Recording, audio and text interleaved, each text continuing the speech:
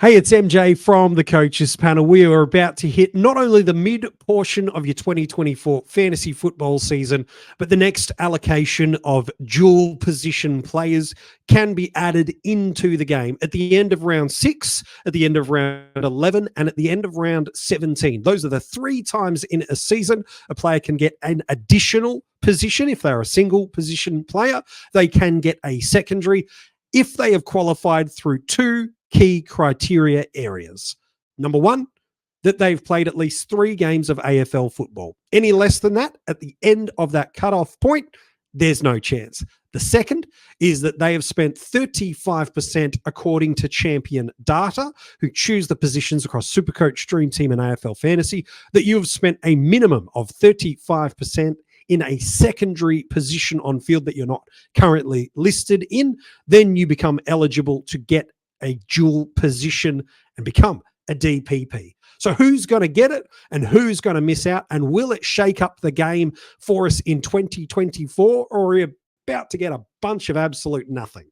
Well, let's break some hearts and tell you who I think is going to be missing out on it so far in 2024. All of these guys that you can see on screen, I feel like you could build a narrative and a case that they were eligible at various times or were tracking towards it, but heading into this round 11, round 12 allocation, they're not going to pick it up once lockout lifts after this round 11. Marcus Bontempelli, yes, he spent a little bit more time forward over the past fortnight or so, but the reality is it's nowhere near that 35%.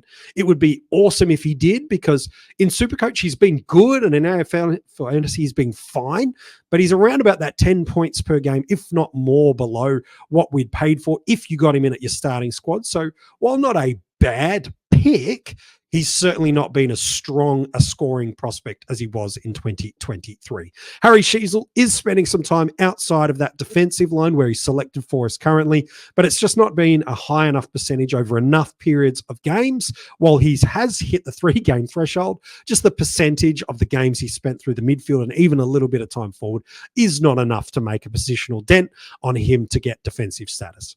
Any real handy chance of a Jason Horne-Francis forward status? Got absolutely crushed when Connor Rozee went down with his hamstring injury. There was a world where he was tracking towards 35% up until about 2-3 weeks ago. He was sitting about that 30, 29, 31% kind of floating week in, week out. And all it would take is one good matchup, and it might just be enough if he spent 50% time there. But no Rozee meant Horne-Francis had to go back alongside Butters and Wines and Drew to be the midfield core. We'd love to see him pick up forward status because, man, that would make him really, really relevant for us this year, especially in a line that's relatively weak at the top end for brilliant options. There are some good forward premiums, but we're not abounding in them like previous seasons, and Horne-Francis would have been a great addition. Christian Petrarca, not quite as close as what Horne-Francis was a fortnight ago, but really needed this round 10 matchup and this upcoming round 11 matchup to almost be exclusively forward for him to be a chance. But I think he spent like 50, 60% of the time in at CBA last week against that loss for the Eagles. He's no chance now of getting it, even 100% this week. It's just not going to happen. I'm sorry, CP5. We're just going to have to target you as a cheap option through our midfield, which, by the way, he's getting tantalizingly cheap if you believe he can turn it on in the back half of 2024. Steel side bottom, not enough time through that defensive line. Chad Warner is still quite heavy in his presence through the midfield. He's just a goal-kicking midfielder, and he's really found that beautiful combination of how he impacts through the midfield at stoppage, how he does when he does start off at half forward or outside of centre bounce moments. He's still impacting the game, but it's just not enough to be a mid forward. So he's out. Isaac Rankin, you could probably put in the reverse of Bontempelli, just not enough midfield time just yet. And unfortunately, the hamstring injury means it's going to be really, really hard for him to pick that up heading into the round 17 one, with him missing 3 weeks coming up and the bye as well. So you could probably scrap him from your DPP list for the rest of the year. And unfortunately, Sam Darcy, we'd love to have had him as a ruck forward. Gosh, the things we could have done through that versatility. men could have done some amazing things, but it's just not going to be enough.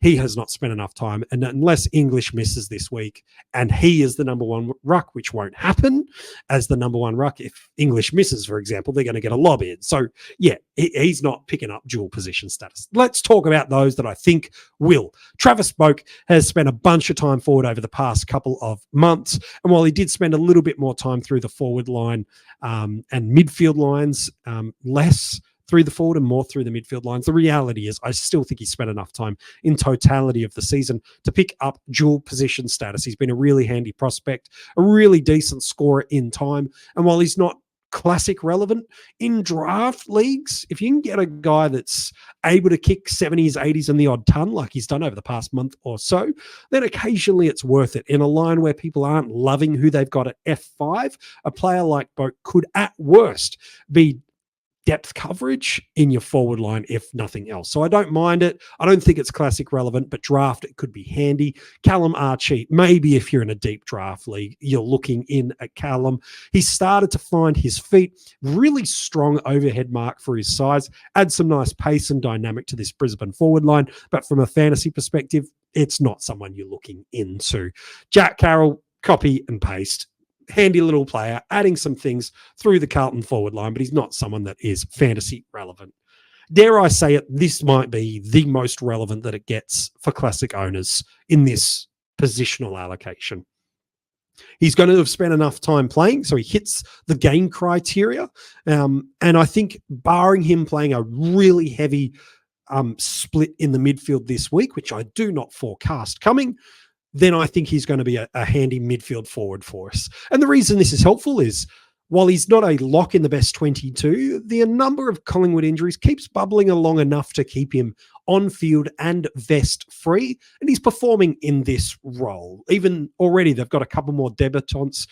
Is that even proper grammar? Debutants coming through. So he's safe for at least a couple more weeks. So the reason this midfield forward dual position is probably the most relevant and helpful is it does two things for you. One, it helps you through the buys should he play them all with just maximizing 22 available scoring options on field so that your four worst scorers can fall off from round 12, 13, 14, and 15. So that's one reason. The second is tactically, it just gives you some options about how you might look to make some upgrade moves. If you're happy to run him at F6, for example, and feel like you can get something pretty significant and upgrade in another line, then all of a sudden putting him there as opposed to an Aaron Cadman type does feel like it's much more attractive for other coaches. Now, am I saying you should put him on field? No, I'm not saying that, but rather it just gives you that versatility of options for running through different scenarios through the buys and as early as hitting round 12. So I think he might be, I hate to say it, the most relevant classic owned player that's picking up DPP. Shall we keep going? Yes, let's keep going. We'll go through it quicker. Jack Williams, he's picking up ruck status. And unless you're in a deep draft or dynasty league, you're not interested. Ed Richards has clearly got this midfield spot sewn up with the absence of Tom Liberatore. The concern wasn't, will he be a midfielder? The concern, I think, and the reason why he's probably not as popularly owned in Classic was they just didn't trust his scoring potential, given outside of the past fortnight, he hadn't really done that. Now, was that because he was just new to the role and developing, or was he not a scorer? Well, I think the past 2 weeks shows he can score in this role, and he's decent, but draft is where he's at his most relevant. Again, you're playing him in defense if you get the option to, but if you're flush with defenders, you're struggling for mids, maybe because you're playing through the buys, it just adds you some better on-field versatility. Classic, he's not relevant because of dual position status. It's more you were looking for a value defender, and that's the attractional pull. Others, Jack Sinclair, probably a similar sentiment. The attraction is you think he's a top 6 to 10 scoring defender from here to the rest of the year. Not that he's going to pick up midfield status, but he's spending enough time through this space now that I think he's going to get in there.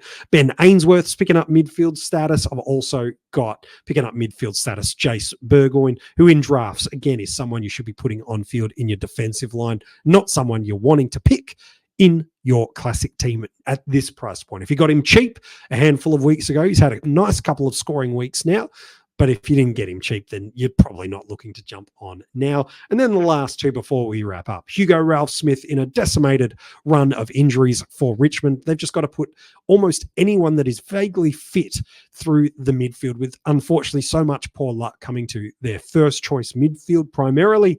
He's picking up those opportunities. He will pick up midfield status. He's not a scorer. Again, it's his primary position that he holds right now. That means in draft and deep draft leagues, you're looking at him.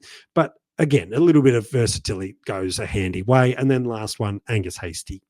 He's sitting on waivers. He's not classic on-field relevant for us this year, but he's worthy of his positional allocation of gaining mids.